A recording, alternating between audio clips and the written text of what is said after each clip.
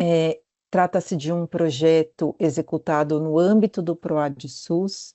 O PROAD é o Programa de Apoio ao Desenvolvimento Institucional do SUS, e esse projeto ele tem como principal objetivo estruturar e fortalecer a incorporação da genética e a genômica no Sistema Único de Saúde, de uma forma organizada, ética e que seja sustentável, né? Então, o mapa genoma ele parte de um entendimento que é bem claro, de que não existe uma expansão que seja responsável da genética e da genômica, sem a gente ter pessoas que sejam qualificadas, sem a gente ter um impacto social positivo e que tenham modelos sólidos de governança.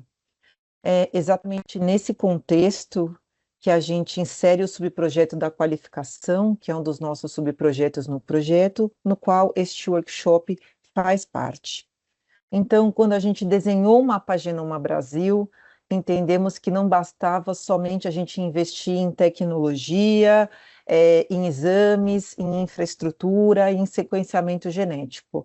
Era fundamental a gente investir também em impacto social positivo e em modelos sólidos de governança, pensando especialmente em uma área tão sensível e estratégica quanto é a genética e a genômica hoje.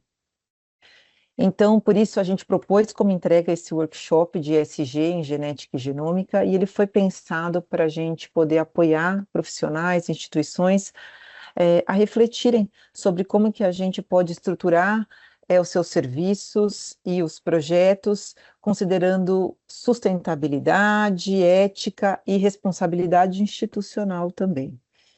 Então, mais do que um evento pontual, entendemos que esse workshop faz parte de uma estratégia, é uma estratégia bem maior do nosso projeto, que busca deixar um legado de conhecimento, de boas práticas e de uma cultura de ESG aplicada à genética e à genômica no SUS. Quero agradecer a presença de todos, desejar que essa seja uma ótima semana para todos nós, com muitas atividades, e que todos os nossos conhecimentos sejam sempre muito importantes. Então, agora vocês ficarão com o vídeo para conhecer um pouco mais sobre a beneficência portuguesa e sobre a nossa responsabilidade social. Muito obrigada.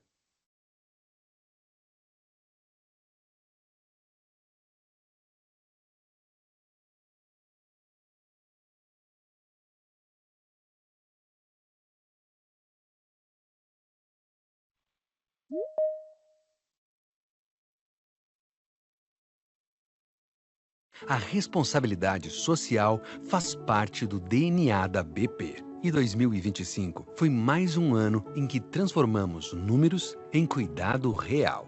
Por meio de 30 projetos, impactamos mais de 1 milhão de pessoas em todos os estados do Brasil, além de presença em territórios do exterior. Somos o principal parceiro privado do Sistema Único de Saúde no estado e no município de São Paulo, desempenhando papel estratégico na rede pública. Ocupamos a segunda posição no ranking de realização de cirurgias cardíacas, com mais de 7.000 procedimentos anuais, incluindo casos de alta complexidade. Em 2025, estão em execução 16 projetos no âmbito do PROAD SUS. Desses, 3 foram aprovados neste ano. Mais médicos especialistas, Qualiguia Hospitalar e DNA HPV.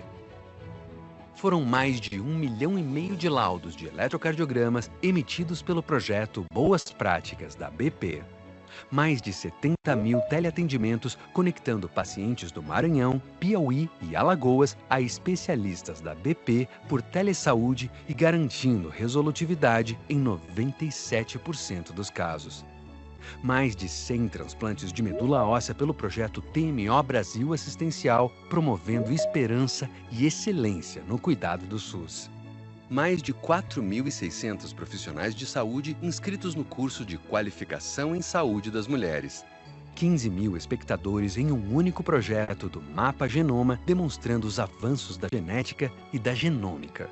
Em inovação, avançamos com o OpenCare 5G Miguel Alves, uma parceria com o Inova HC, Samsung e CPQD, que através de telediagnósticos reduziu o tempo de espera de exames de 180 para 15 dias e com 100% de satisfação dos beneficiários.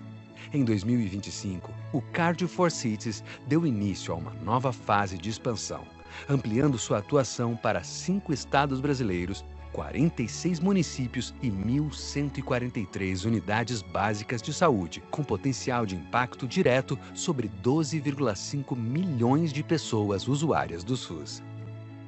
Em sustentabilidade, 2025 marcou um ano de reconhecimento que reforça a integração entre sustentabilidade, cuidado e responsabilidade socioambiental.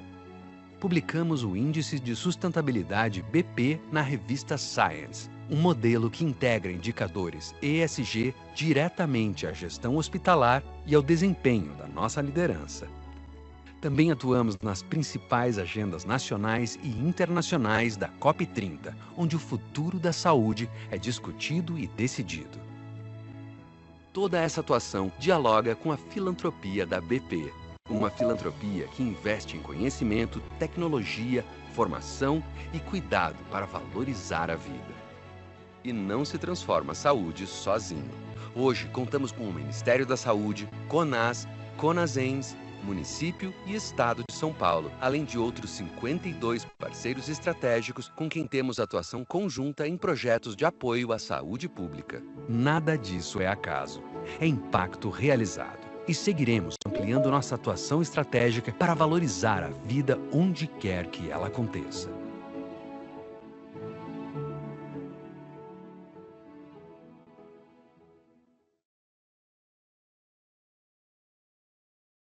Pessoal, então vocês viram, né? A responsabilidade social está no DNA da BP. Agora eu vou passar a bola para o Rodrigo Henriques, que será o nosso condutor dessa nossa jornada até sexta-feira. É com você, Rodrigo. Muito obrigada e um ótimo workshop para todos nós. Obrigado, Mariana. Tudo bem? Você me escuta? Meu áudio está funcionando?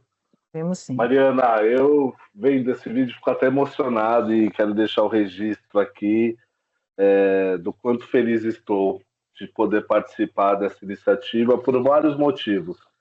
Primeiro, por ter acompanhado essa jornada de sustentabilidade ESG da BP há alguns anos.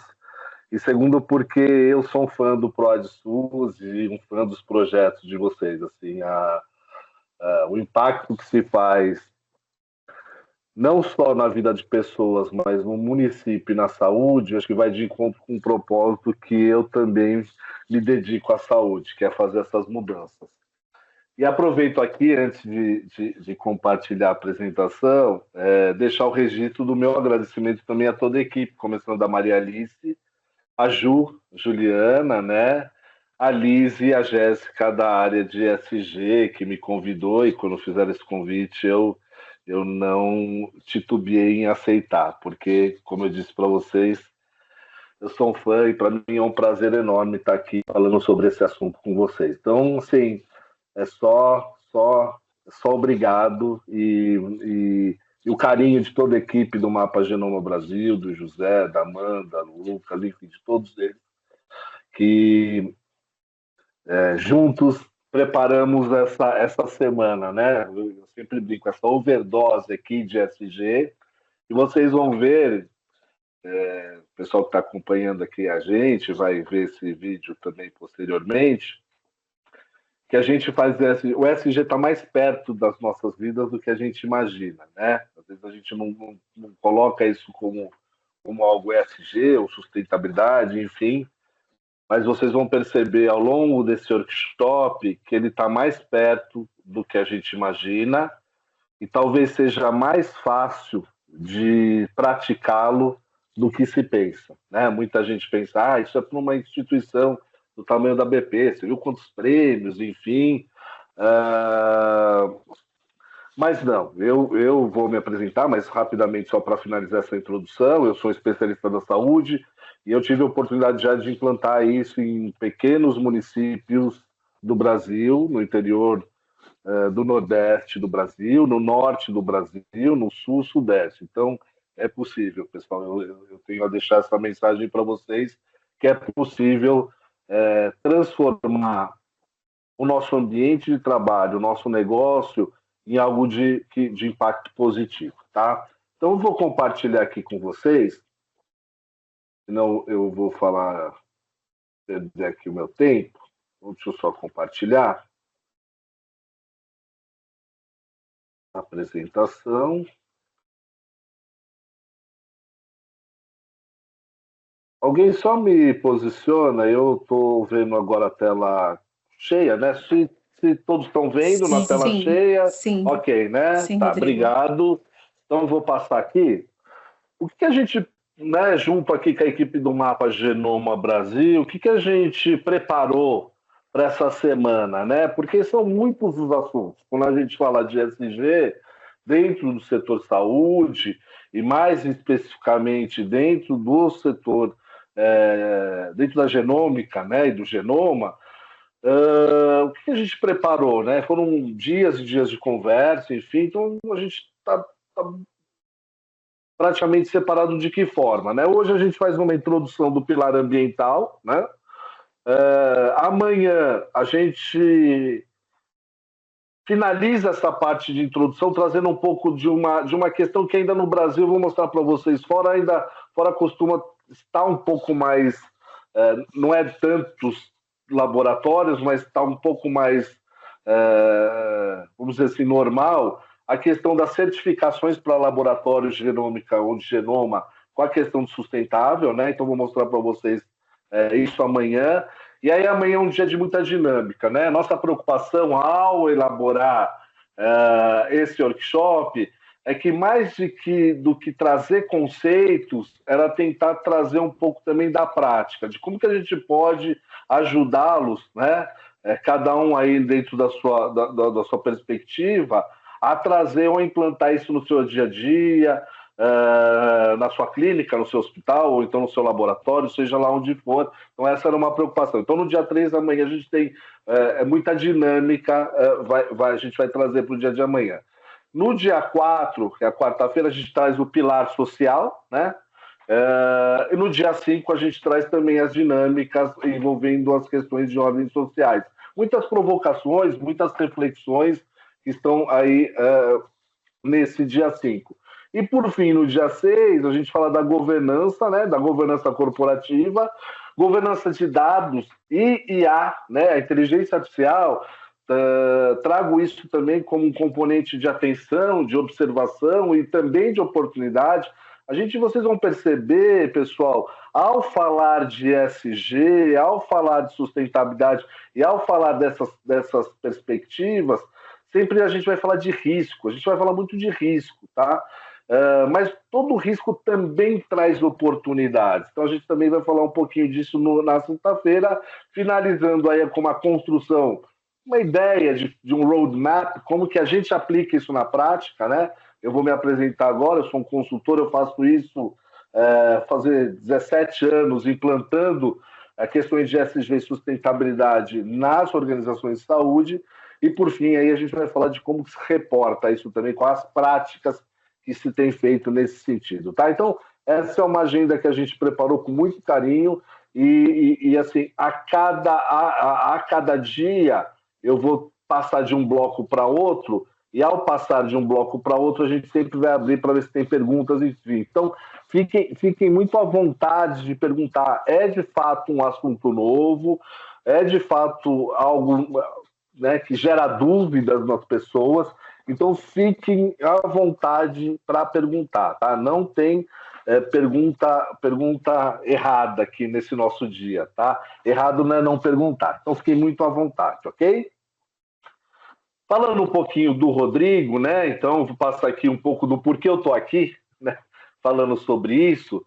Primeiro, hoje eu sou conselheiro do Instituto Bioatro. O Instituto Bioatro é uma iniciativa de impacto social, ele era uma spin-off, ele é o fruto aí, ele nasce da Lanacaná, que é a nossa consultoria de atuação em sustentabilidade ESG na saúde, mas o Instituto Bioatro, ele é essa iniciativa de impacto social que a gente está baseado em São Paulo, tá? E focada na produção de saúde. A gente usa um termo um pouco diferente de produzir saúde, bem-estar e sustentabilidade. Isso tudo através de pesquisas, ensinos e também de práticas clínicas, tá? Isso junto com a Lanacaná, que é a consultoria, acabamos desenvolvendo. Então, eu hoje presto serviço para hospitais públicos, hospitais privados, eventualmente secretarias de saúde, operadoras de saúde, indústria farmacêutica, clínicas, conselhos, enfim, vou mostrar um pouquinho aí para vocês desse conhecimento que eu vou compartilhar com vocês, né? Eu era para ser um administrador, vou contar rápido uma história que eu sempre conto para todo mundo, mas enfim, eu estava me preparando para ser administrador hospitalar e ao estudar a administração hospitalar, eu queria ser, né, um diretor, enfim, essa coisa que quando eu entrei na universidade, eu percebi que parte, ou 3/4 da minha classe tinha essa característica, eram pessoas que já trabalhavam no mercado financeiro, né? E ao conversar com esses meus colegas, com essas pessoas que eu convivia, o que eu percebi? Eles falavam muito de sustentabilidade. Isso, não vou falar o ano, mas há algum tempo atrás, e aquilo eu ficava curioso, porque quando eu estava mergulhado na questão da saúde, eu ouvia muito pouco falar de sustentabilidade, né, dentro da saúde, o que era aquilo, meio ambiente, enfim, a gente só falava de resíduos, e o pessoal estava falando de emissões de gás de efeito estufa, enfim. E aquilo foi me despertando a atenção. Eu falei, poxa, acho que tem uma questão aqui. Coincidiu nessa oportunidade de eu fazer um intercâmbio no Reino Unido, então eu fiquei alguns meses no Reino Unido, e ao estar no Reino Unido, eu fui olhar o sistema inglês de saúde, o NHS, né, o NHS. E o NHS também, naquela ocasião, há muito tempo atrás, também tinha uma divisão dentro do sistema público de saúde inglês, que falava sobre sustentabilidade. Eu falei, não é possível. Tem alguma coisa nessa história aqui. E aí comecei a estudar, me apaixonei, me rebelei, falei, não vou ser mais administrador hospitalar e eu vou me dedicar agora só às questões de sustentabilidade e SG na saúde. Isso, num primeiro momento, foi uma crise, tive uma crise familiar por conta disso. Meus pais, lembro até hoje, eles estão falecidos, meu pai e minha mãe, né?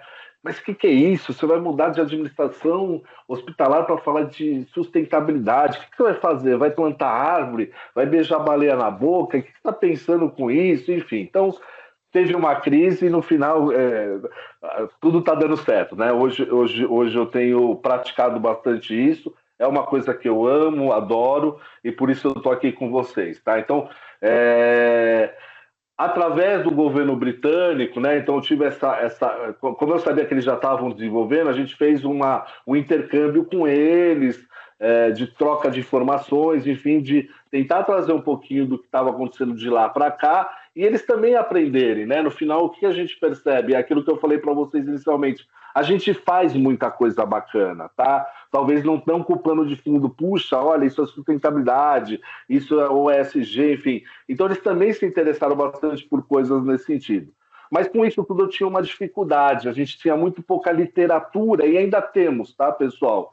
Para aqueles que vão se aventurar, como o novo Rodrigo, ou né, assim, nessa imersão da sustentabilidade do ESG no setor saúde, é muito pouca ainda a literatura que a gente tem com relação a isso, né? Então, por conta disso, eu acabei desenvolvendo meus próprias metodologias, trazendo, claro, um pouquinho do que eu aprendi lá no Reino Unido, enfim, mas fui ajustando dentro fui tropicalizando muita coisa, né? Então, muita coisa eu acabei desenvolvendo para aplicar aqui no Brasil, né?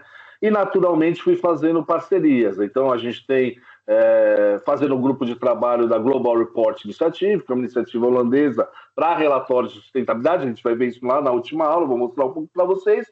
E tem coisas que estão acontecendo são muito contemporâneas, né? Como o CBPS, o Comitê Brasileiro de Pronunciamentos de Sustentabilidade. Essa é uma entidade que está ligada ao Conselho Federal de Contabilidade, às agências de mercado financeiro, né?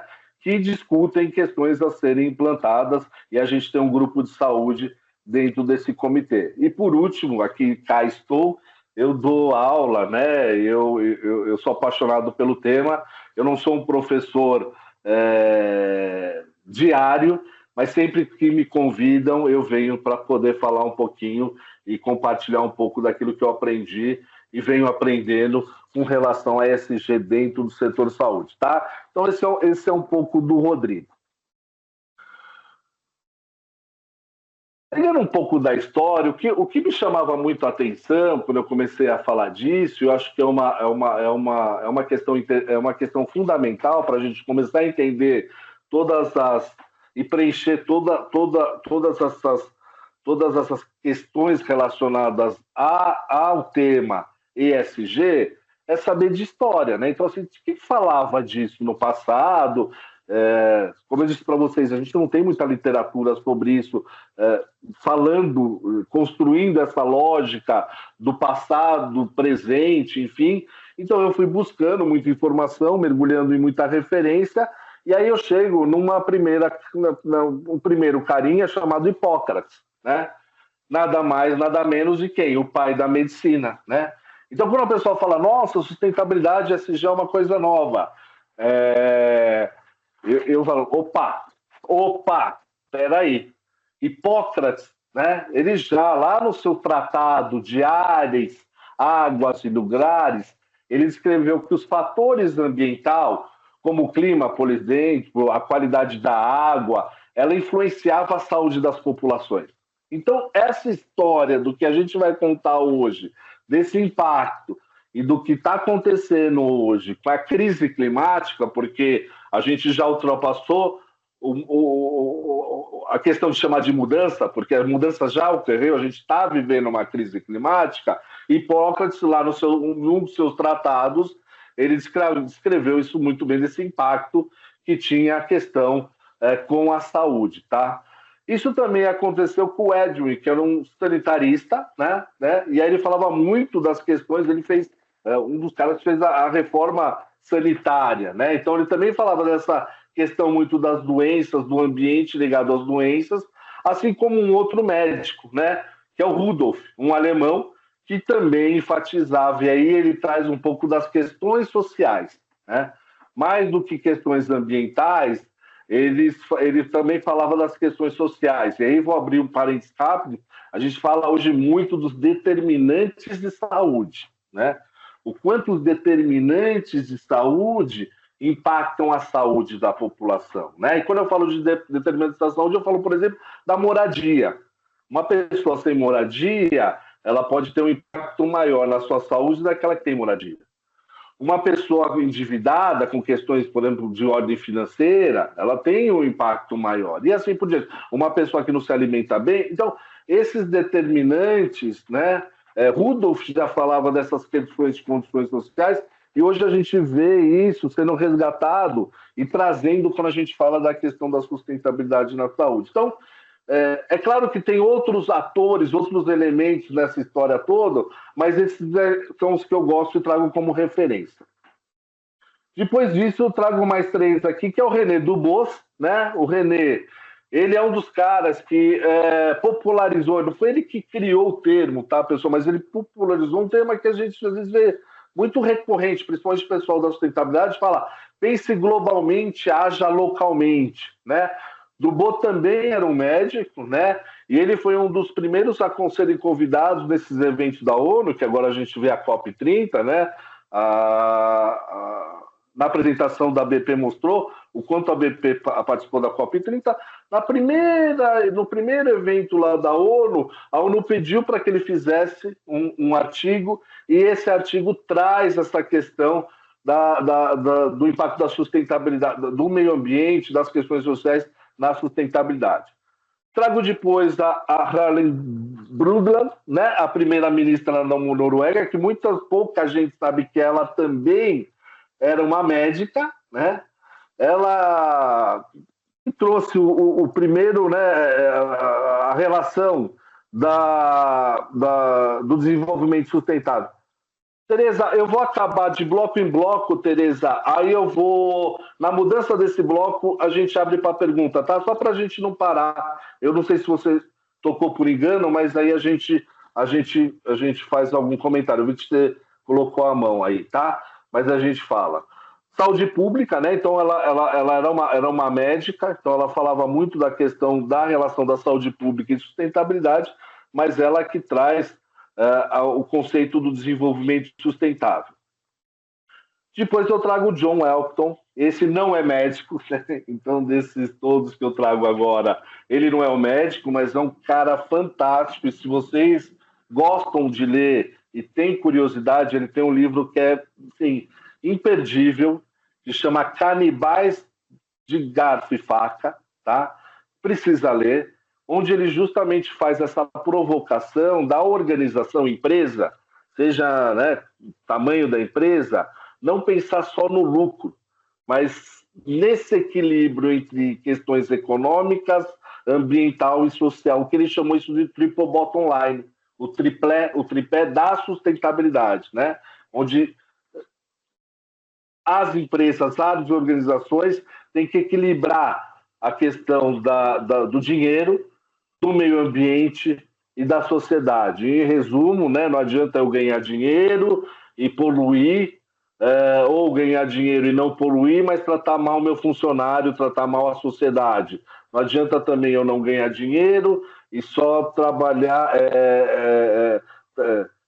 olhar a questão ambiental e não a social. Enfim, então ele fala muito desse equilíbrio entre economia, meio ambiente e sociedade. Tá? Então eu trago assim, esses personagens dessa história que hoje se fala muito do ESG de várias formas, né? Há amigos que falam que eu sou comunista, por exemplo.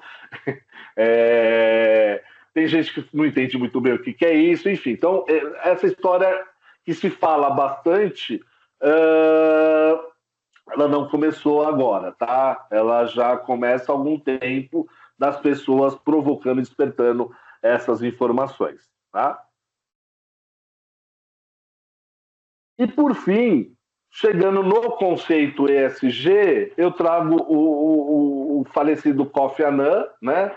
O Kofi Annan, ele foi o cara que lançou o Pacto Global da ONU, né? Vale lembrar que o Pacto Global da ONU, algumas organizações fazem parte, a BP é uma que faz parte do Pacto Global da ONU, né? E nesse Pacto Global da ONU, numa das reuniões, enfim, ele propôs aí ele fez essa provocação também para o mercado de capitais. Então, as empresas listadas em bolsas, as maiores empresas do mundo, né? Justamente um pouco do que o John também falou de forma geral. Mas ele falou para essas principais grandes empresas a gente tem grandes empresas, principalmente em bolsa de valores ou não, que são maiores que países, né? E que detêm muita força e etc.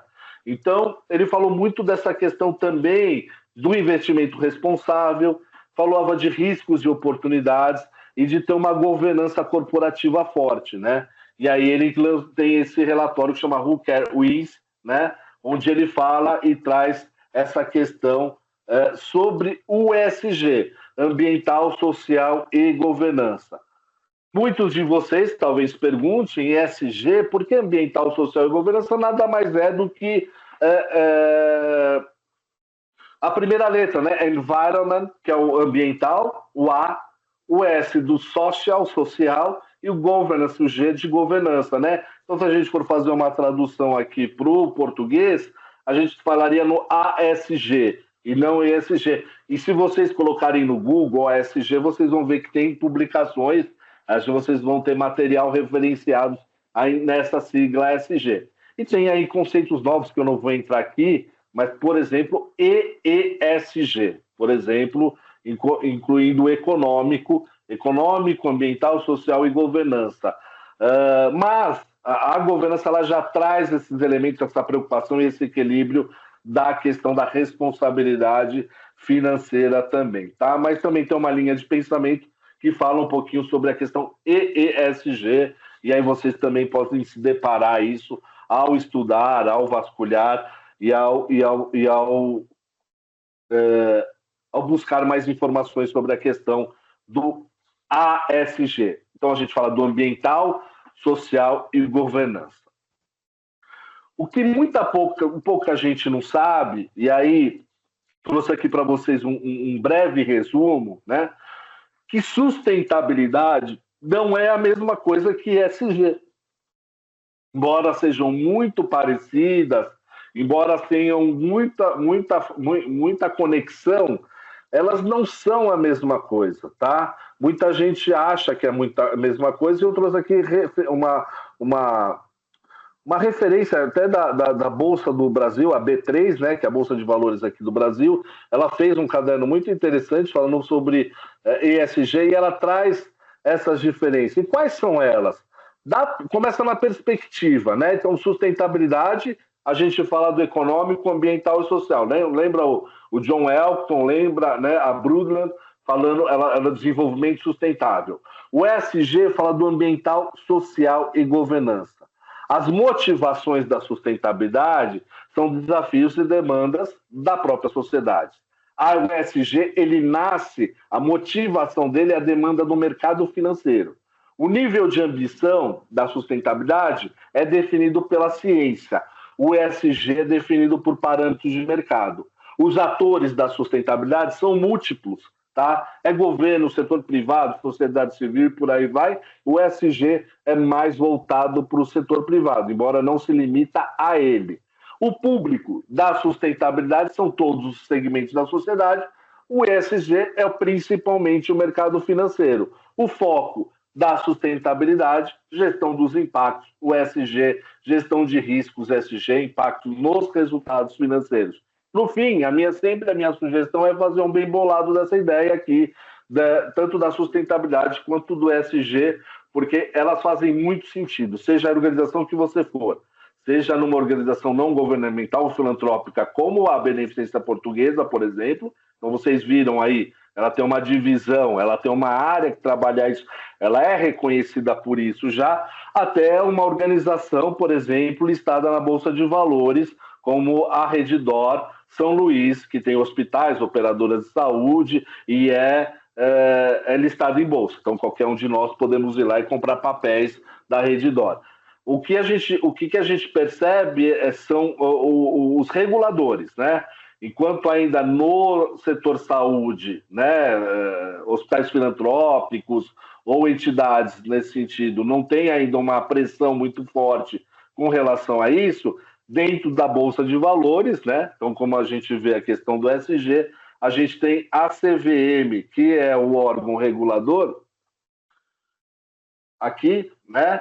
Ela já demanda muito isso, o investidor já vem pressionando as organizações por isso, enfim. Então, essas organizações aqui que estão listadas em bolsa, elas acabam trabalhando isso, eu vou chamar entre aspas com naturalidade, mas é quase que uma pressão, mas que virou natural, enquanto o setor ainda filantrópico, enfim, ainda não é uma obrigatoriedade, trabalha mesmo porque quer fazer esse impacto acontecer.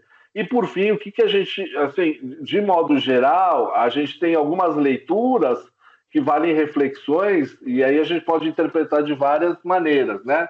Então, por exemplo, para o ESG, para as agências de risco, como Standard & Poor's, ou Fitch, enfim, elas dizem, por exemplo, que a questão ambiental não é tão importante dentro do setor saúde como a questão social e de governança, né?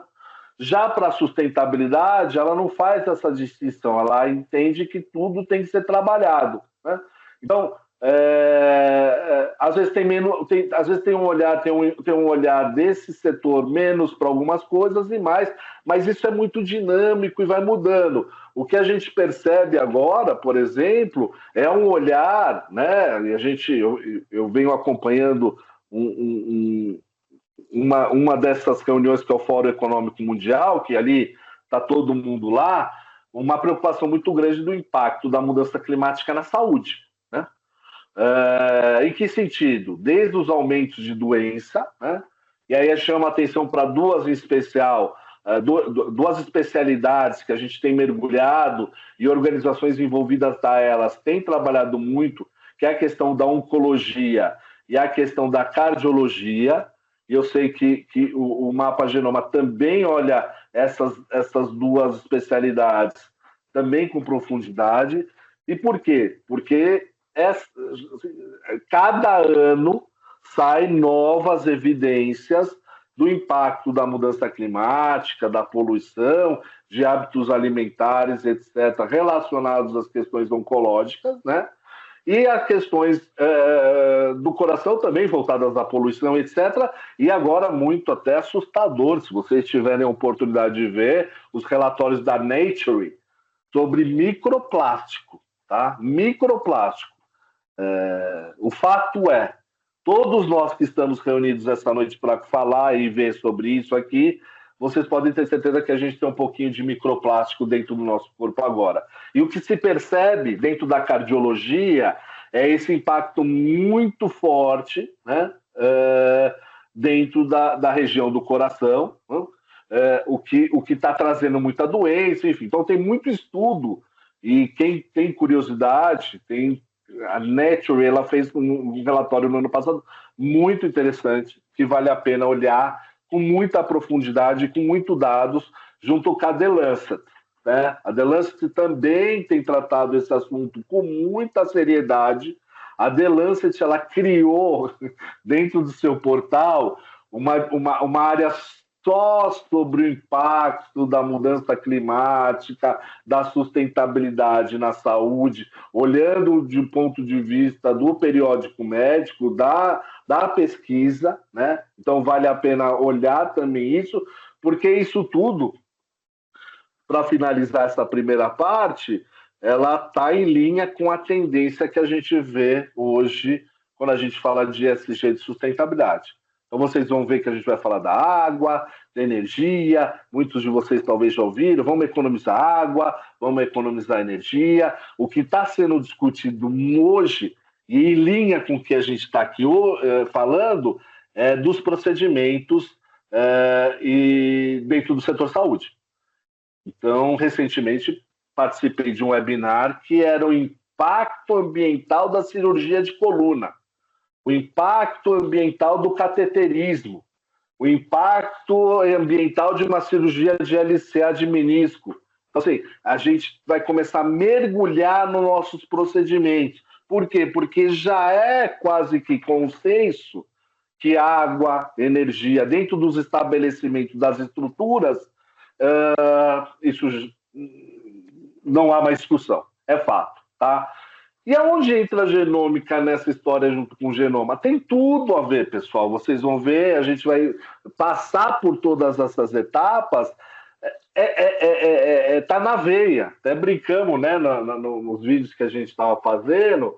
Isso está na veia, né? E vocês vão perceber o quanto hoje isso está, inclusive, sendo a área de genoma e genômica, o quanto está sendo importante para novas descobertas relacionadas a algum tipo de solução voltada à questão ambiental, né?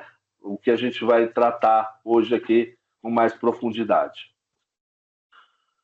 Finalizando essa parte aqui, essa primeira parte, eu trago para vocês alguns movimentos, né, que sugiro daqueles que queiram se debruçar sobre o assunto e ver também que a gente não está sozinho nesse mundo de meu Deus, né? Vamos lá, a gente sustentável fala, nossa, somos tão sozinhos, ninguém liga para esse tema. Não, tem bastante coisa rolando. Eu chamo a atenção primeiro com o Planetary Health Alliance. Então, a saúde planetária, esse é um conceito que a academia está trazendo muito forte, né? A academia não está falando de sustentabilidade, a academia fala muito pouco de ESG, mas ela está falando de saúde planetária, o que traz muito desses elementos do que a gente vai falar hoje. A Sustainable Healthcare é uma coalizão, né? Aqui é uma coalizão de grandes empresas ou de pesquisadores tentando achar soluções aqui relacionadas a um sistema de saúde mais sustentável.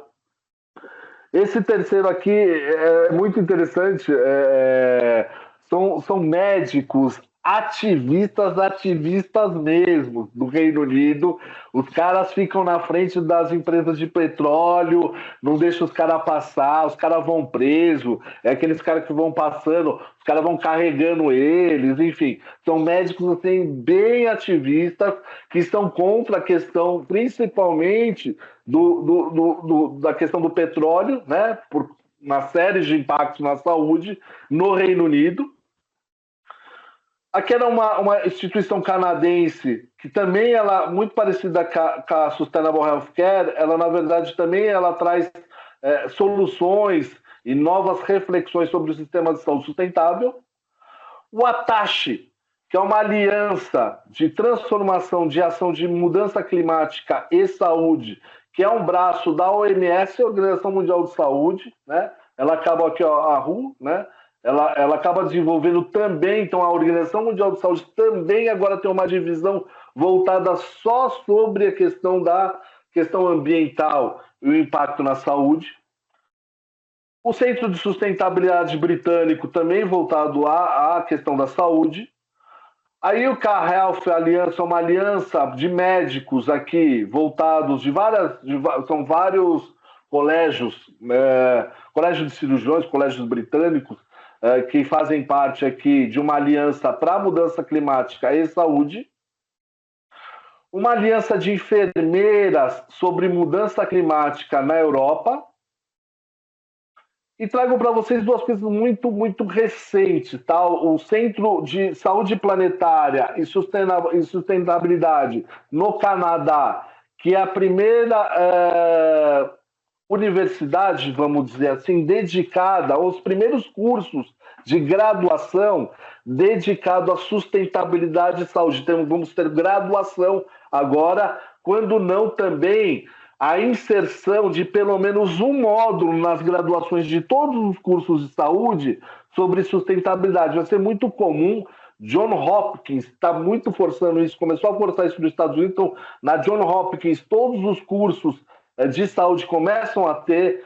Aqui tem uma iniciativa muito interessante. A Universidade Federal do Rio de Janeiro também trazendo essas questões. Então, vai ser muito comum os próximos formandos, os graduandos do setor de saúde, seja qual for, médico, enfermeiro, então, eles terem pelo menos um módulo de sustentabilidade. Isso já está vindo em outras faculdades também.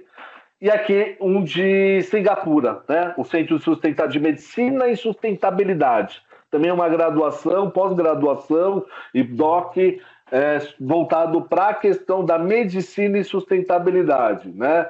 É muito recente também. E no Brasil, aqui do meu grande amigo Vital Ribeiro, se vocês não conhecem, vale a pena conhecer. A BP é parte de uma associação que chama Hospitais Saudáveis. Tem muita produção. Anualmente tem um evento anual muito legal que está discutindo muita coisa boa, tá?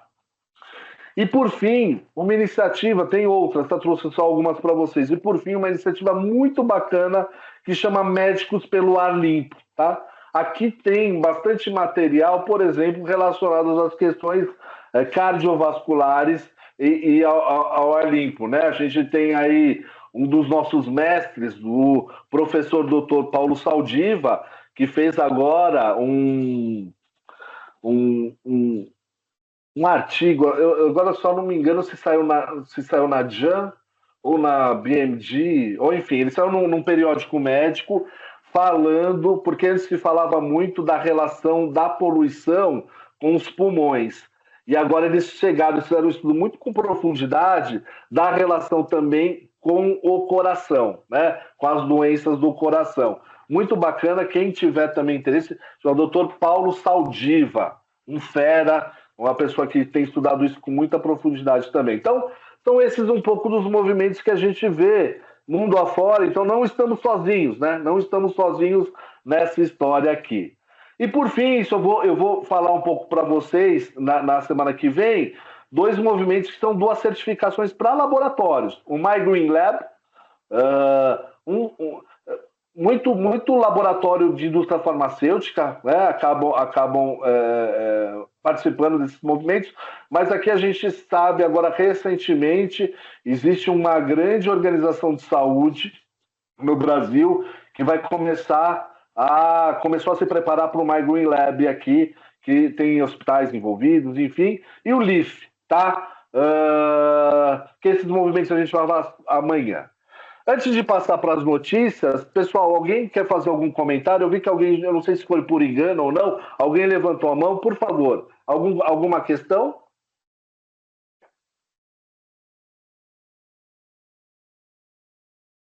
Amanda, se tiver alguma coisa, eu não estou vendo, pessoal. Você me fala, senão a gente continua. Às vezes a gente clica, eu sou um desses, clico por engano e levanto a mão, tá? Senão eu vou dar continuidade. Rodrigo, pode dar continuidade, tá? Por enquanto, nenhuma Perfeito. pergunta, gente. Tá bom, obrigado, Amanda. Então, trazer um pouco de notícias. Olá, Nature, portfólio, Big Data, pegada menor, sustentabilidade na pesquisa genômica. Algoritmos inteligentes ajudam pesquisadores a desbloquear mais dados genômicos com menos custo ambiental. The Conversation, a forma como seus genes interagem com o ambiente muda seu risco de doenças. Novas pesquisas contam as maneiras. Canadian Geographic, dando uma mão no kelping, como a pesquisa genética está inovando a restauração das algas marinhas. The Lancet Oncology, equidade da genômica do câncer no Reino Unido, uma análise transversal de um corte nacional de câncer. Vamos falar muito de equidade, pessoal, na quarta-feira, que a equidade está muito relacionada às questões sociais. O que a gente percebe, é claro que tem outros aqui, outras notícias, mas o que chama a atenção aqui? Do quanto quem está envolvido com o genoma vai ajudar e participar dessa nova evolução da saúde, não só no Brasil, como no mundo. Cada um de vocês, claro, aqueles que estão, eu sei que esse é um curso aberto, mas aqueles que têm uma conexão com a genoma e a genômica, vocês vão participar de uma evolução que vai acontecer e vocês vão ser fundamental nessa história. Agora, o que a gente vai falar aqui um pouco daqui, não é desses itens aqui, mas como você, dentro do seu ambiente de trabalho, pode também transformar a sua instituição, o seu laboratório, em algo mais sustentável, tá? Então, para começar essa nossa discussão, eu vou trazer essa introdução ao pilar ambiental na saúde. Então, como eu disse para vocês, né? Toda organização usa recursos naturais, né? A gente brinca, não tem quem não funcione nessa vida sem água e, vamos dizer, de energia, né? Que é uma transformação aí, enfim, inclusive a maior parte de energia utilizada no Brasil, a gente vem de modelos mais sustentáveis, né? Então, e de recursos, né?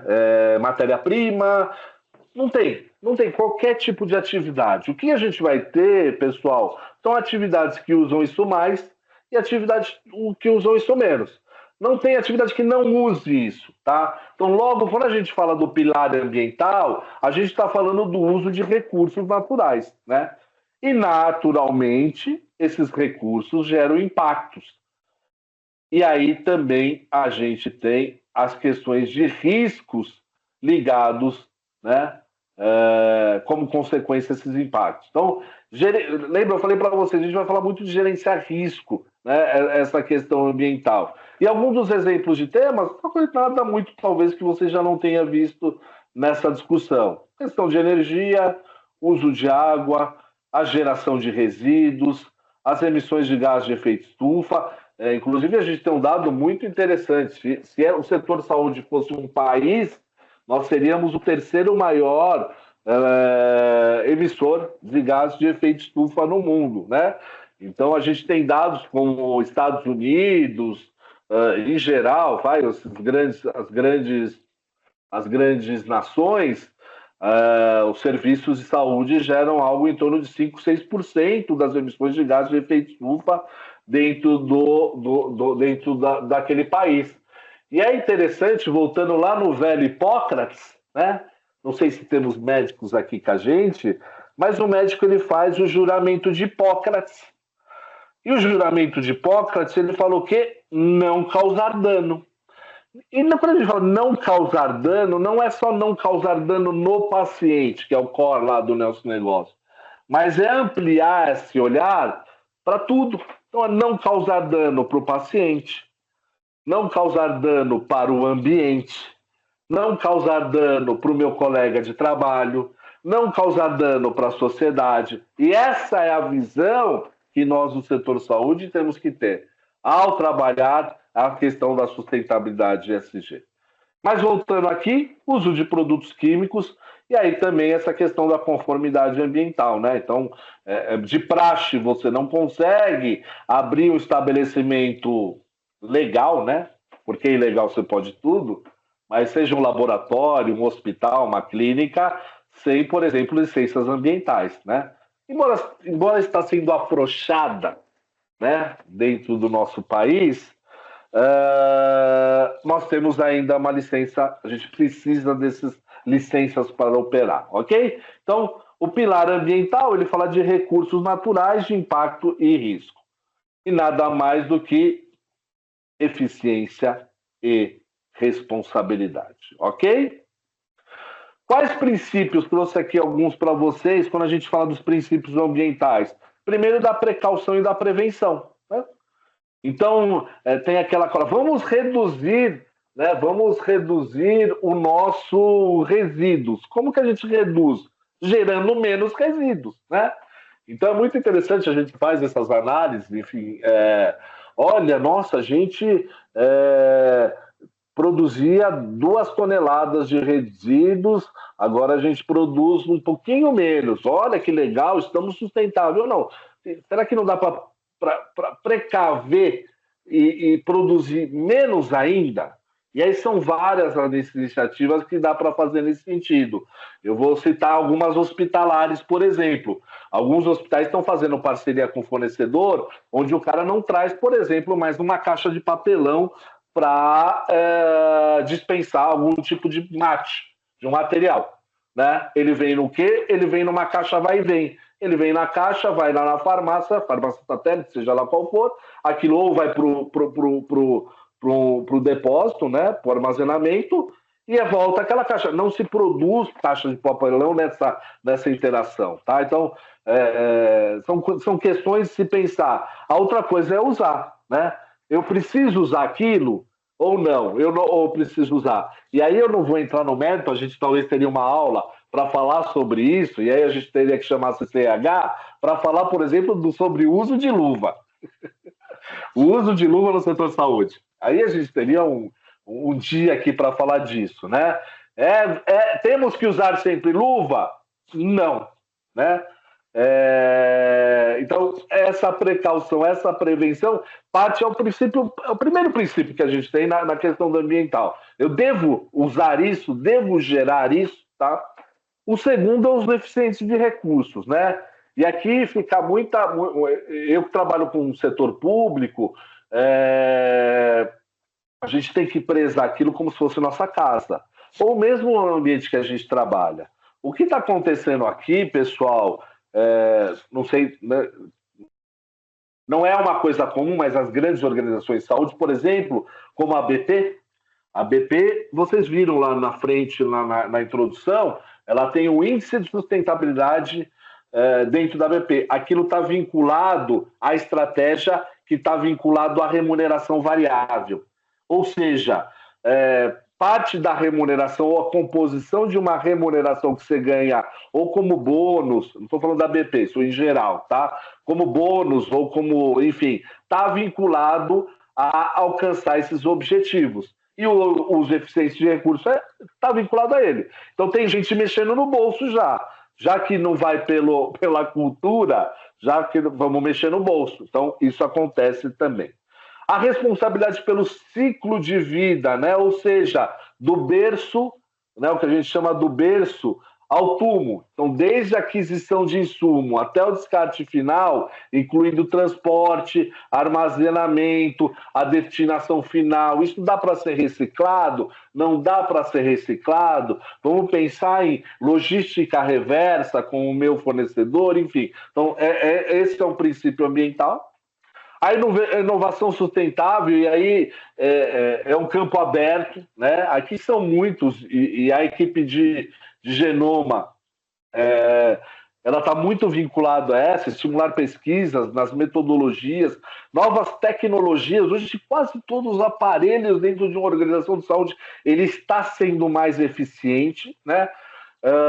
Salve aqui algumas questões, por exemplo, como os armazenamentos em nuvem, a gente vai falar isso para vocês, né? Hoje, dentro da genômica, você tem muito produção de dado, né? Isso preocupa. A gente fez agora recentemente, inclusive para quem tiver interesse, o Colégio Brasileiro de Radiologia vai lançar agora uma certificação sobre sustentabilidade, e também por lá se tem muito impacto da questão dos armazenamentos de dados, né? De imagens, enfim, etc. e tal. Isso vale a pena. Mas a inovação, ela deve acontecer em todos os níveis dentro de uma organização, dos mais baixos aos maiores, né? Então, desde aqueles que, olha, vamos mudar um processo inteiro, até coisas que eu já vi, por exemplo, de pessoa querendo reciclar clips, né? Começou lá com um auxiliar de escritório querendo fazer isso. Então, a inovação está em todos. E a inovação não é trazer uma máquina da NASA. Inovação, a gente fala também de mudança de processo, metodologia e por aí vai. O princípio da conformidade legal e da melhoria contínua, então esse acho que não se abre mão, né? E a conformidade legal, ela faz parte, ela deve fazer parte da boa prática e também está ligada à governança. E para finalizar, a questão da transparência e da responsabilidade, da responsabilização. Monitorar, registrar e comunicar todos esses impactos, porque nós geramos impacto. Nós geramos impacto. Positivos e negativos. Não tem hoje como não gerar resíduo. A questão é como que eu faço o tratamento desse resíduo, como é o jeito mais adequado, qual é o cuidado que eu tenho. Então, toda organização gera impactos positivos e negativos. Agora, como que ela lida com isso é uma outra questão. Ok, pessoal? Passando dos princípios para diretrizes, a gente vai falar da gestão de resíduos, né? Então, a questão de segregação adequada, o resíduo dentro do setor de saúde talvez é um dos grandes componentes de desafio eterno. Desde quando eu estudava para ser administrador hospitalar, a gente falava e olha, até hoje tem alguma solução de resíduo, tem alguma coisa bacana a ser feita, e tudo, pessoal, assim, de anos e anos olhando isso, muita coisa ligada à cultura, né? Então, se a pessoa não faz a segregação de resíduos nem na casa dela ou nem na vida dela, dificilmente ela vai fazer no ambiente de trabalho dela, né? Então, essa questão de cultura é muito difícil, né? E aí a gente tem elementos para fazer isso tentar acontecer. Então, recentemente, vou dar um exemplo, eu poderia dar diversos para vocês, uma grande operadora de saúde tinha lá uma área administrativa onde tinha, se eu não me engano, eram 6, 7 mesas. Cada mesa tinha um cesto de lixo, né? E, poxa, então são 7 pessoas ali gerando e ficar. O que a gente fez para incomodar, eu vou dizer entre aspas, e para provocar? Só vai ter um agora lixo no ambiente. Então a pessoa vai ter que agora levantar, ir até o lixo, né, e colocar lá. Se ele trabalhar melhor, fazer a seleção da segregação adequada daquele lixo, tá? Então, isso é fundamental, repensar esses processos, fluxos, etc. Uso racional da água, então a gente tem bastante soluções, né? Como aerajador, a questão do temporizador de água, a questão do temporizador, por exemplo, dos sanitários também. Uma coisa que a gente... nossos ambientes, né, quando não são laboratórios, mas quando são públicos, né? Então você tem a participação ali, o paciente, o familiar, então às vezes uma comunicação também, mostrando para ele o quanto aquilo é importante, enfim. Então e isso é muito legal, isso é fundamental. Então, vai desde o equipamento, o monitoramento e procedimentos aqui que tenham que ser repensados, né, dentro do laboratório com menor demanda hídrica, né? Então, a gente também tem algumas coisas nesse sentido. E eficiência energética, uso de equipamentos energéticos eficientes, né? Freezers a menos 80 graus, de baixo consumo, a manutenção preventiva e uma coisa que parece bobagem, mas é uma loucura, o desligamento dos equipamentos ociosos. Se vocês souberem o impacto dos equipamentos ligados uma madrugada toda, uma noite toda, sem função, ou que poderia ser desligado, aquilo também tem um impacto muito positivo dentro dos ambientes aí de laboratórios, tá? E por fim, claro, quando possível, adotar aí fontes renováveis, né? A gente tem painel solar, como eu disse para vocês, hoje você tem a compra de energia limpa, hoje você compra energia no mercado cativo, então assim, tem algumas soluções que são mais difíceis para pequenos e talvez mais fáceis para de médio e grande porte, para as estruturas de médio e grande porte, mas são possíveis. E a questão também como eu disse inicialmente, dos painéis solares, sempre isso acontece, né? E é uma discussão sempre, Rodrigo, o painel solar, puxa, mas não sei o que lá, tá ficando caro, não era mais barato, e agora estão cobrando. Então, assim, tem que ver. Tem uma coisa é você usar uma energia limpa, outra coisa é o equilíbrio financeiro. Lembra do triple bottom line, né? O equilíbrio entre ambiental, social e econômico, né? Então, tem que ver tudo isso, mas é possível sim, tá? Substâncias químicas e biológicas, essas talvez sejam a mais complexas, né? A substituição dessas substâncias, mas isso gera tempo, pesquisa e conhecimento. O inventário atualizado de produtos químicos, vou até produzir para vocês, eu trouxe a tabela periódica atualizada para vocês verem como que ela está a nível de impacto, né? E a questão dos armazenamentos seguros e plano de respostas a emergências ambientais. Quando a gente vai em alguns lugares, como laboratórios, enfim, às vezes não se tem uma questão adequada de planos de emergência para, por exemplo, algum problema com substância química ou biológica, embora tem coisas na parede ali, né, um informativo aqui e acolá, quando você vai ver na prática, elas são mal armazenadas, gerando um risco enorme, enfim.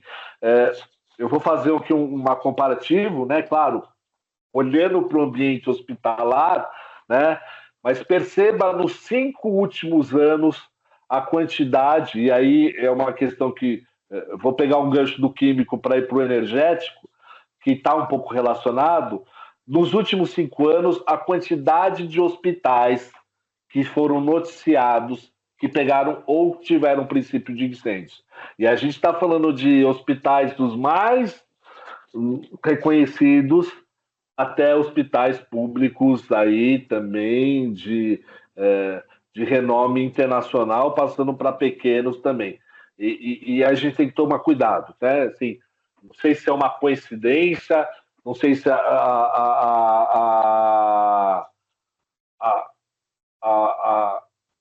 o noticiário está publicando isso mais, enfim. Então, acontecendo. Emissões e qualidade ambiental, controle de emissões atmosféricas, né, efluentes líquidos, riscos de contaminação do solo. Então, isso é um trabalho. A gente está começando hoje a calcular tudo de emissão. Hoje a gente consegue calcular, posso até trazer para vocês na próxima aula, hoje tem um cálculo, por exemplo, de quanto um laboratório de genômica geralmente emite de gás de efeito estufa. Por que geralmente, né? Porque cada um tem sua particularidade, enfim, a gente pode até olhar, eu posso mostrar para vocês também. E os sistemas adequados de exaustão, filtros e tratamentos. E coloco aqui um componente adicional, quando a gente fala de qualidade, as certificações de qualidade em saúde está trazendo a questão ambiental, social, governança ou econômica, como você queira colocar. Certificação Internacional Joint Commission, né? BP, aí, e outras organizações. Você tem um caderno agora só sobre as questões ambientais. ONA, acabou de sair a sua revisão 2026, um capítulo também dedicado, às questões de ordem social, uma subseção social e uma subseção ambiental, né? Então, certificados de qualidade também trazendo essas questões. E, por fim, não menos aí importante, as questões das compras sustentáveis, né? Que é priorizar fornecedores com critérios ambientais e certificações. Ah, Rodrigo, mas aquele é mais caro do que esse. É complexo, não é fácil essa equação, tá? Mas é possível provocar isso no fornecedor, principalmente aqueles que trazem uma preocupação ambiental e você possa pagar por isso, tá? Preferir materiais reutilizáveis, recicláveis e com menor pegada ambiental e avaliar impactos ambientais nos processos de aquisição sempre. Ok, pessoal? E para finalizar essa segunda parte só de diretrizes, a capacitação e a cultura, eu falei de vocês aí muitas vezes da cultura e a capacitação, essa tem que ser uma questão ad eterno. Eu falo isso para as áreas de recursos humanos ou para as áreas que não é uma área grande de recursos humanos, mas trabalha com pessoas. Então, desde a integração de novos colaboradores, falar sobre isso e na questão também de treinamentos periódicos. Esses treinamentos, olha, prestem atenção que esse é o grande gap do setor saúde e de outros setores. Eles não podem ser limitados apenas ao gerente, ao coordenador, ao analista, ao pesquisador. O seu diretor e os conselhos de administração também têm que fazer parte desses treinamentos. A gente vê um gap muito grande, às vezes, para essas iniciativas, na coordenação, às vezes nem a gerência quer participar, isso é treinamento ambiental, não é para mim. Todos têm que participar disso, tá? Todas as equipes, em todos os níveis. E sugiro sempre fazer uma pegada diferente para o administrativo e para o assistencial, para o pesquisador, para o laboratório, enfim, são realidades muito diferentes, ali acho que vale sempre a pena calibrar esse treinamento, tá? E, por fim, o engajamento de pesquisadores, técnicos e estudantes. Esses caras, né, eles trazem bastante força aí nessa questão da capacitação.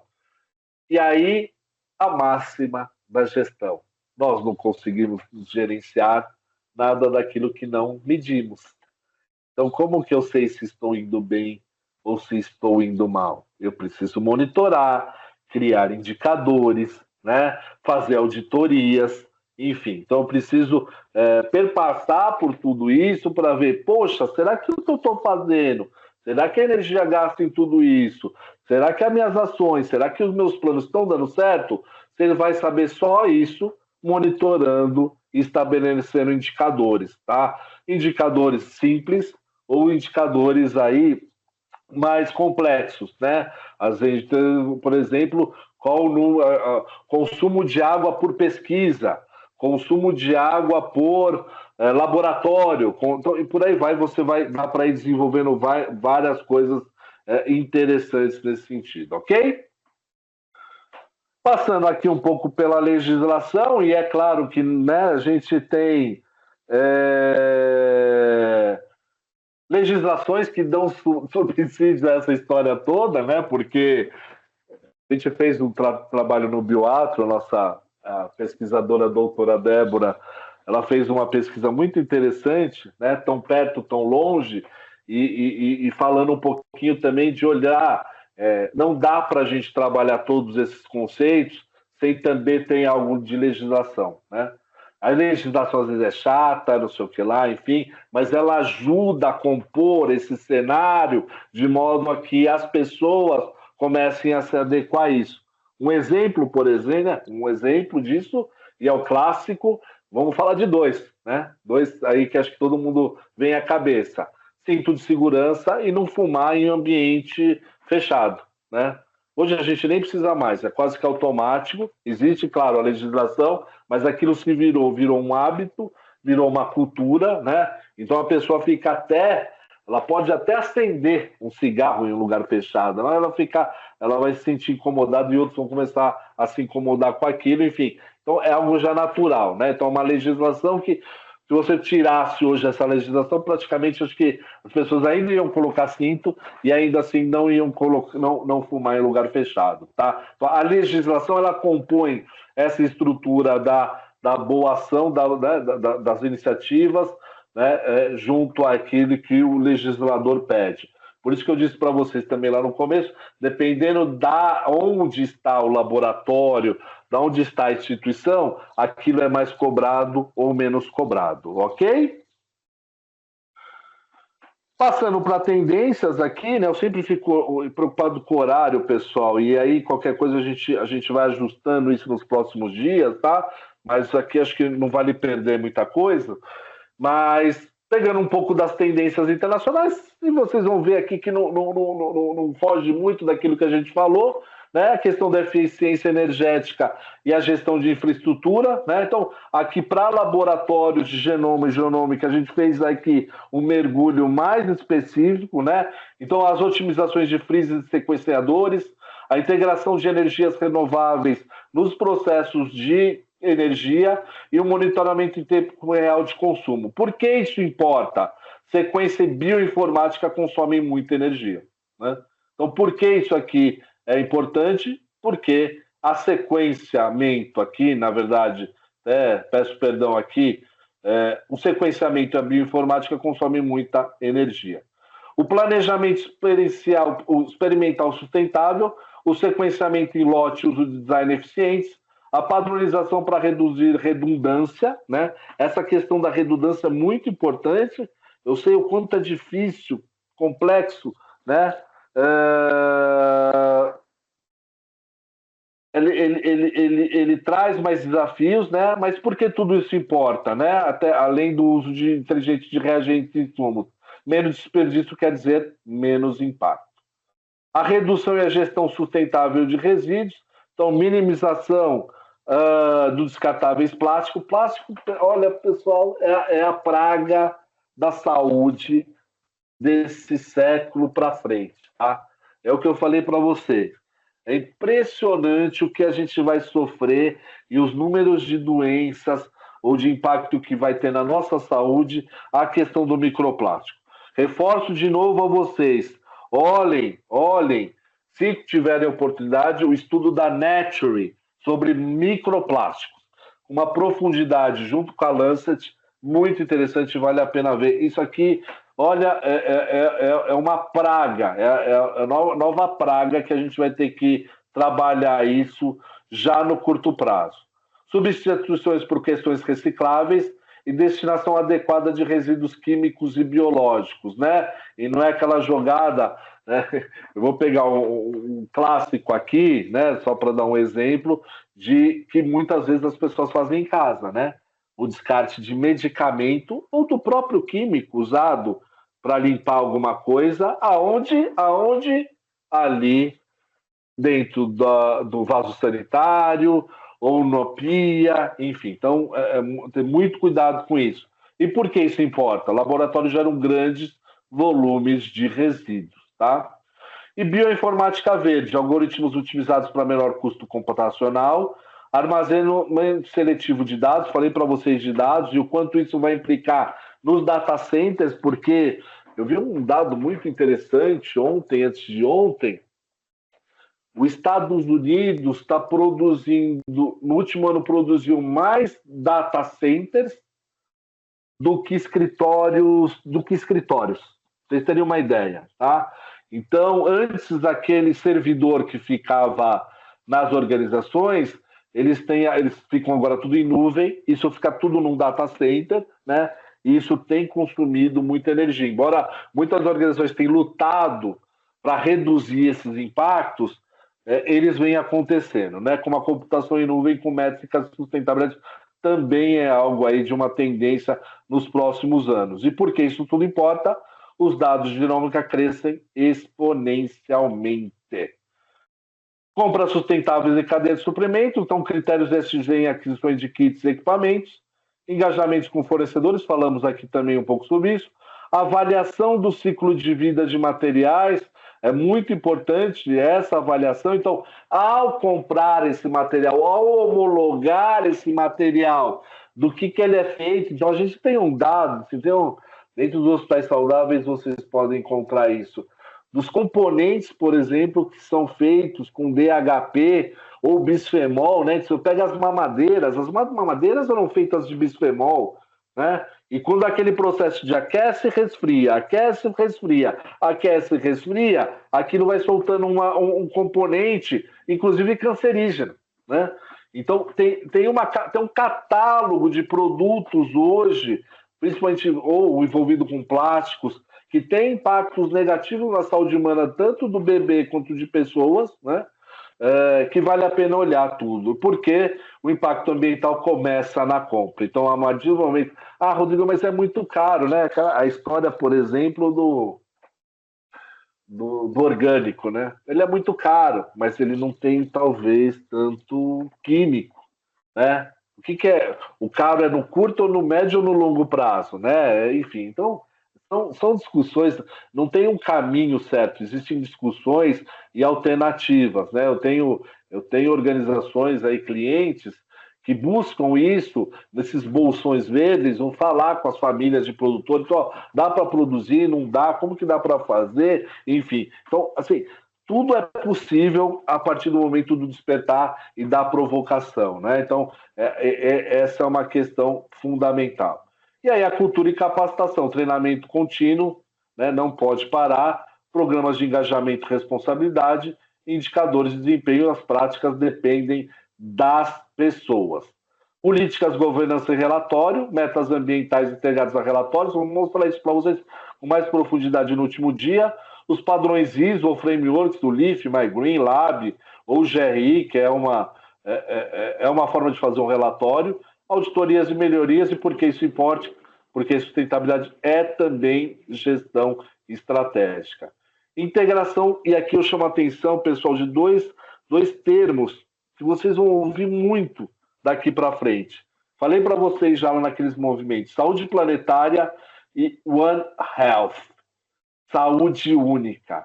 É um termo que nasce com a Organização Mundial de Saúde e vem ganhando força, onde a saúde humana, animal e do ambiente estão interligadas, né? Dizem, inclusive, que a Covid nada mais é do que um desarranjo dessa questão aí do One Health, né? E cada vez mais a gente vê, não sei se vocês estão vendo agora recentemente na Índia, né, uma nova doença, me fugiu o nome dela, mas que também tem uns arranjos com os morcegos e etc. E por aí vai, tá? Então, é um pouco dessa questão, tá ok? Então, são dois temas que vocês vão ver muito daqui para frente. E a genômica aplicada à biodiversidade, saúde animal e humana, ela está interligada, está muito forte. Lembra as notícias que eu mostrei para vocês? O monitoramento de doenças e emergências com impactos ambientais, como eu disse agora recentemente, e as pesquisas que consideram ecossistemas inteiras. Ciência e ambiente, lembra quem lá, os pensadores da história, eles sempre falaram disso, né? Não está separado. A questão ambiental e a questão da saúde são inseparáveis, pessoal, são inseparáveis.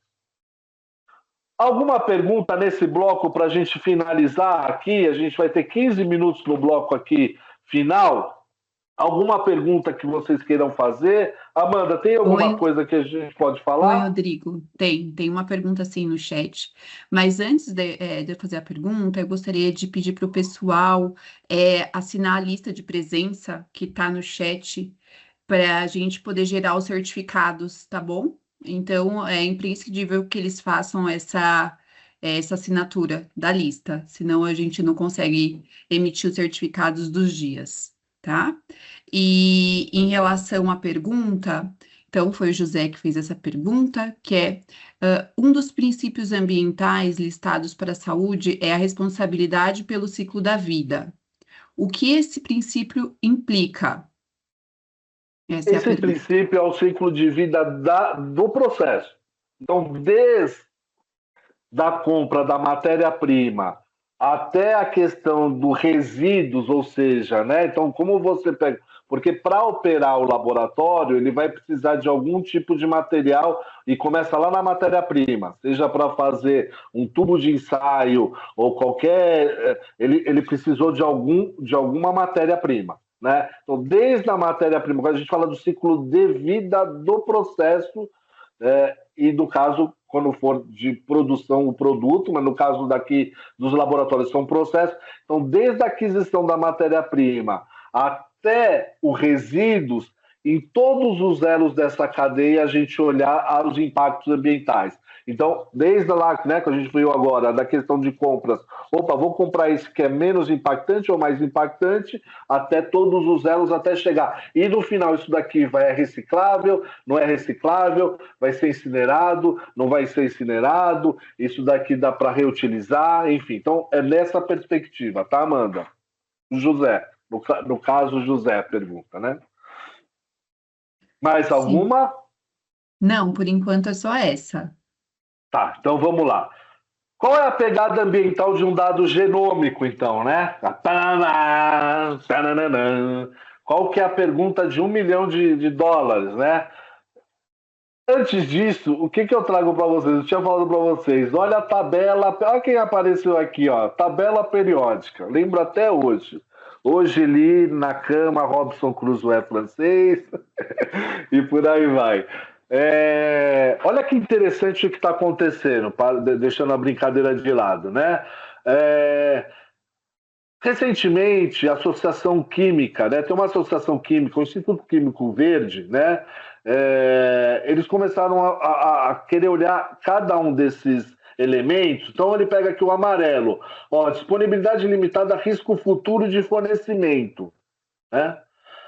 Ameaça crescente devido ao uso crescente desse elemento, né? O cinzinha e vermelho. É uma ameaça nos próximos 100 anos. Caraca! E eu falei assim, nossa, olha que isso que interessante, né? Isso daqui eu comecei a olhar, pessoal, desde quando eu comecei a trabalhar com as pessoas de imagem.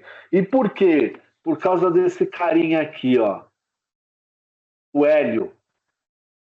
O Hélio, Rodrigo. E por que o Hélio? Por causa disso aqui. Em 2024, e não é uma história, não é uma discussão nova, né? A MIT, na review de tecnologia dela, ela trouxe um dado que passou despercebido por muitos, e eu achei aquilo louco, cara. A era do hélio barato acabou, e isso já está causando problemas. O hélio é essencial para todos os tipos de tecnologias, incluindo scanners de ressonância magnética e semicondutores, mas ele é produzido em apenas alguns lugares. E aí, oferta, demanda, né? Você tem. Tanto é que agora a maioria dos equipamentos de ressonância novos estão saindo agora com uma nova tecnologia para não usar tanto o hélio. Então, essas são situações, e volto aqui para vocês, esses elementos da tabela periódica, que começam respondendo a pergunta, inclusive do José, né, do ciclo de vida. Então, cara, a gente tem que começar a pensar lá. Então, cara,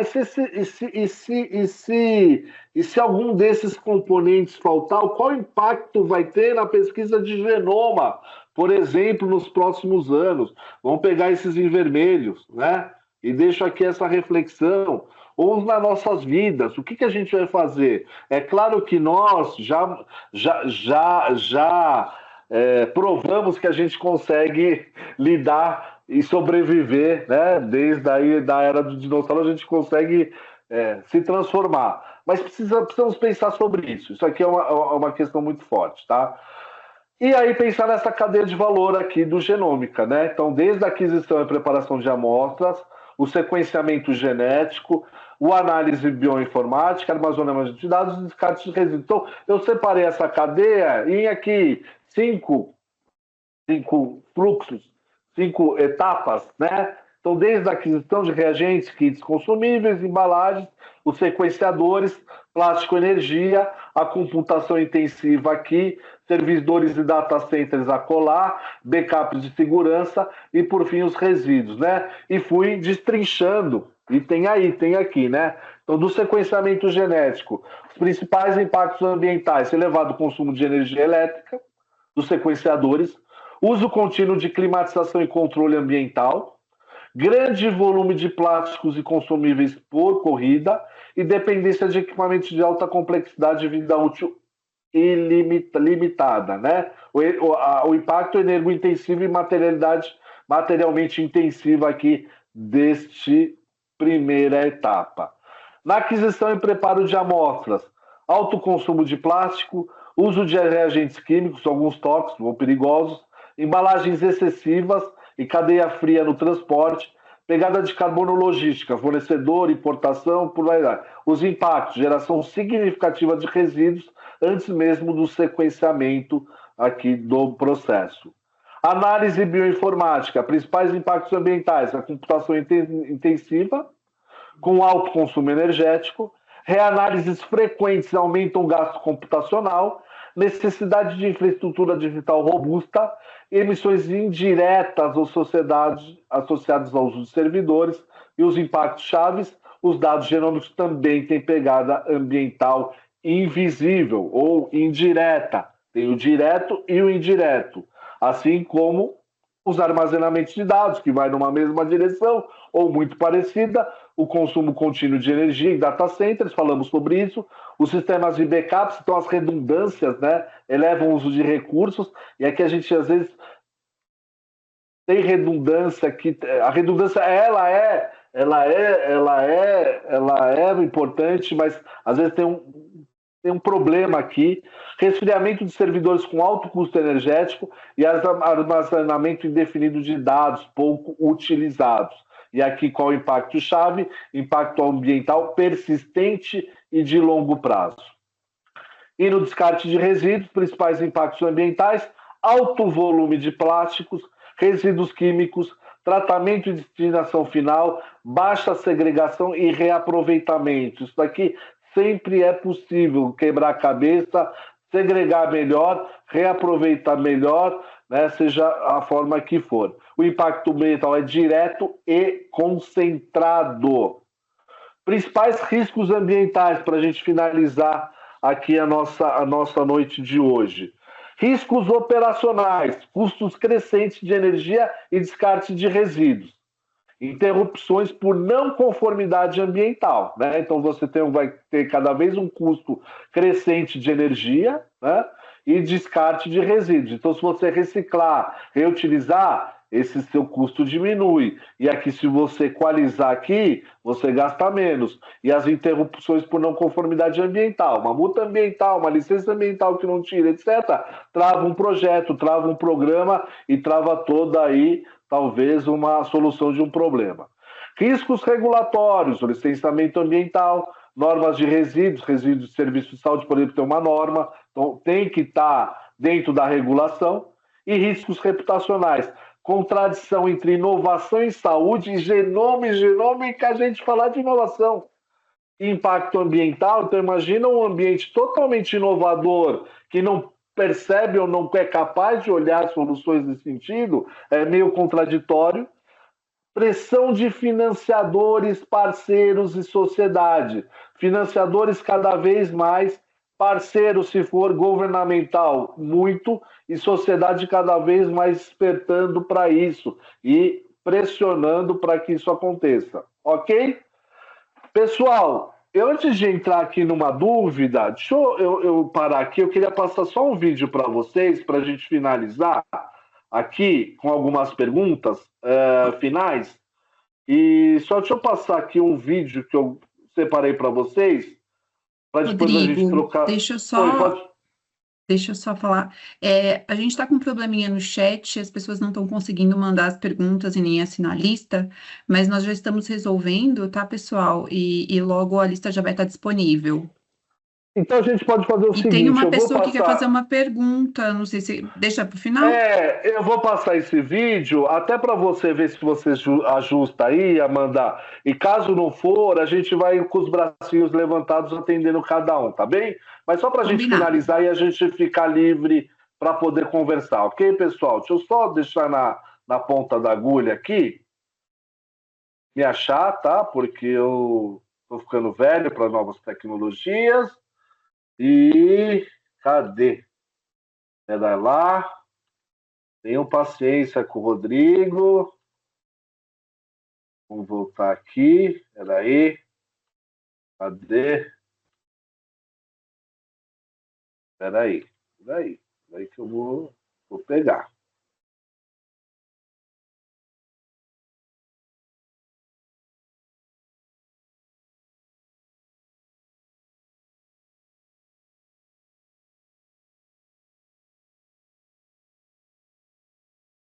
Vocês estão vendo uma tela toda preta que eu acho que eu não pus os.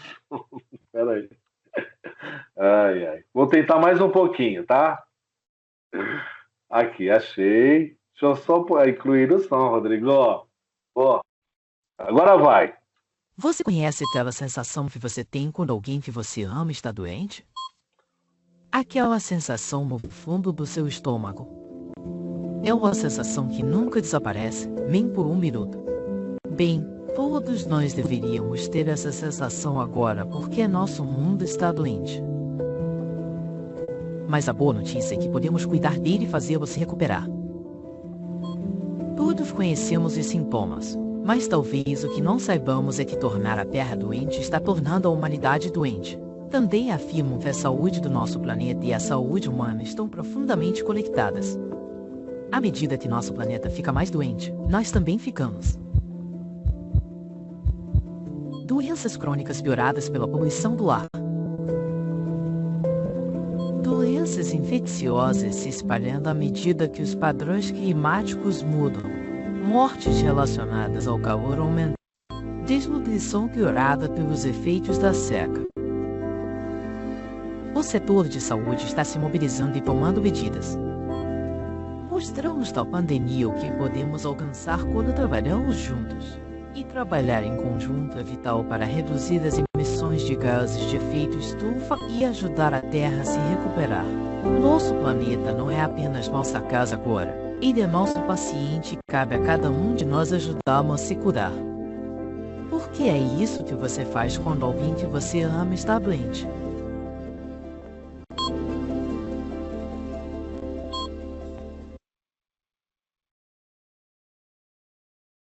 Pessoal, era isso, né? Então, essa mensagem final, só para a gente acabar esse nosso primeiro dia aí para troca de ideias. O resumo dessa história toda é o seguinte: sim, temos problemas, mas nós do setor, ou aqueles que estão envolvidos no setor saúde ou em outros setores, se juntarmos forças, né? E aí o vídeo ele fala um pouco disso. Como mostrou o Covid, nós somos capazes de muita coisa, né? Então, acho que a gente vive agora, a gente está vivendo um mundo onde até estava falando hoje de manhã sobre essa questão, né? A cooperação cada vez vai se tornar mais necessária, né? Então, se juntarem todos os atores, a gente é capaz, e cada um de nós aqui é capaz de fazer pelo menos o mínimo, para que a gente possa ter cada vez menos impacto ambiental no nosso serviço, né, no nosso negócio ou nas nossas vidas, tá bom? Então, fico aqui à disposição, não sei se conseguiram aqui no chat, mas a gente passa para as perguntas e fico à disposição aqui de vocês, tá? Obrigado aí, desculpa, ultrapassei em 1 minuto o final, mas é isso, tá bom? Foi um prazer estar com vocês aí, fico à disposição.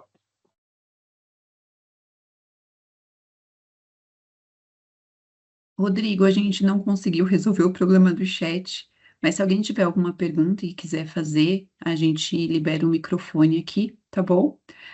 E sobre a lista de presença, a gente tem os nomes dos participantes, então quem participou aqui da reunião vai ter o certificado, tá bom? Não se acanhe, pessoal. Vamos, segunda-feira. Olha só, começou na semana. Não Eu deixe tô para vendo, amanhã o que você pode perguntar hoje. Por favor. eu tô vendo aqui o pessoal falar que a aula foi maravilhosa, que você entregou tudo. A Tainá Fernanda tá falando isso, parabéns. A aula perfeita, o Luiz está falando, Luiz Urbano. O Henrique Legal, falando, aula pessoal. excelente, parabéns, professor.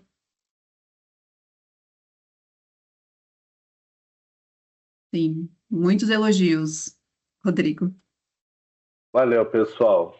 Queria perguntas, queria debater, mas fiquem à vontade, tá? A gente vai ter amanhã um dia muito de dinâmica e acho que não vai faltar interação.